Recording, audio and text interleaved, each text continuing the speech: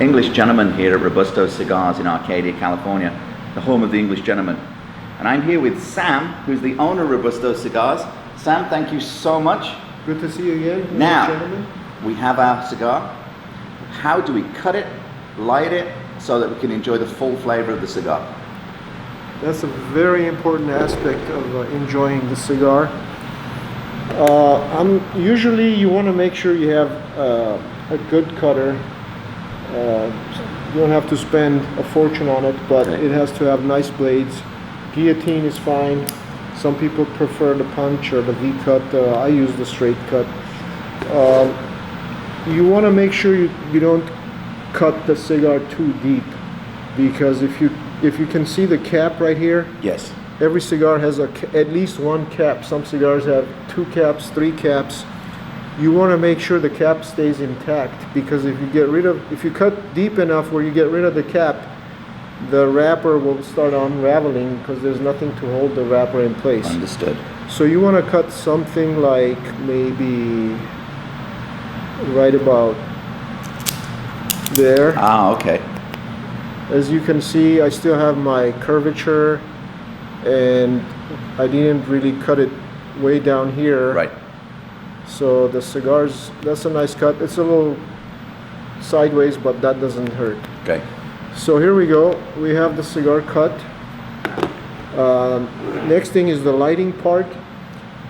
I like to use a torch lighter with a single flame, because I'm not really a big fan of the quadruple, triple flames that kind of char the cigar all over the place.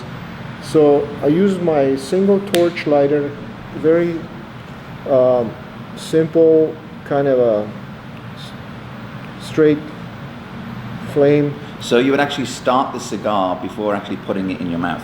Yes, I'm gonna go ahead and toast it like this, and again, this is something that you got to take your time. Okay. You can't hurry up. You don't want to char the cigar or burn it. You don't want the wrapper. You don't want to burn the wrapper on the sides or anything like that. Mm-hmm. So just keep the single flame, pinpointing the edges of the cigar, the circumference.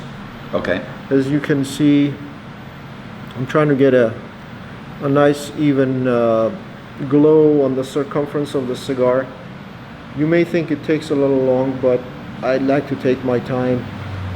Every step of the process is an enjoyment in itself. Right. As you can see that a little bit of smoke's coming out now, and I kind of call that the cigar's breathing, basically. And once that smoke's starting to go, then the cigar is almost ready and it's toasted. Right. So then I can get a little blow on the. So once I have that, you see how that edge, the circumference is lit, make like 1/16 of an inch type of thing. Mm-hmm. Once I have that, then I want to take a puff.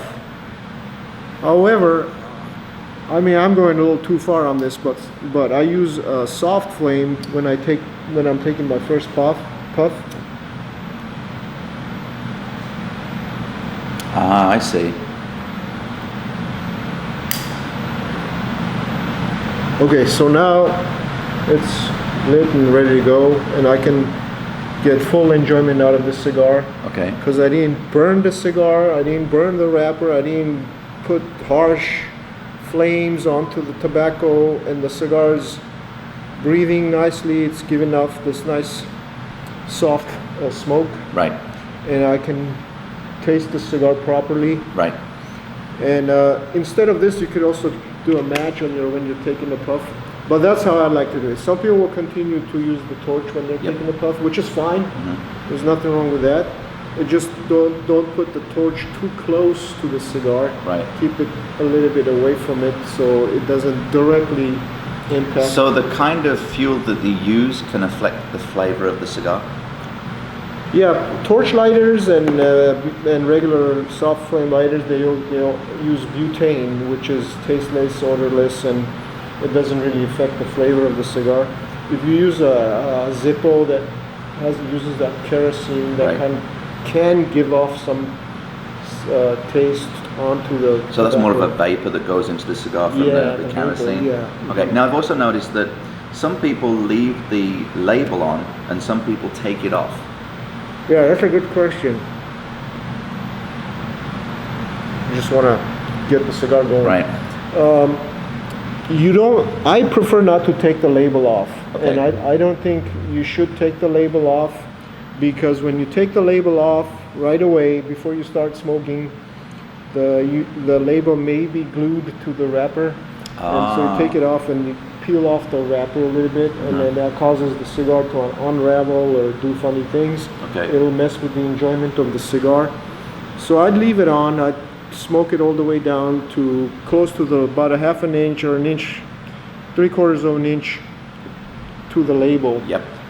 Then I'll take the label off, because then the heat will kind of melt the glue a little bit and it'll come off right. much easier. Right. It shouldn't be a problem. Take it off at that point. And if it is a problem at that point, then you're almost done with the cigar anyway. Right.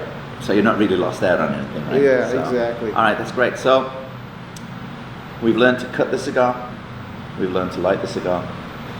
And there's only one thing for me to do, and that's enjoy the cigar. This is the English Gentleman signing off. Remember, my friends, live well.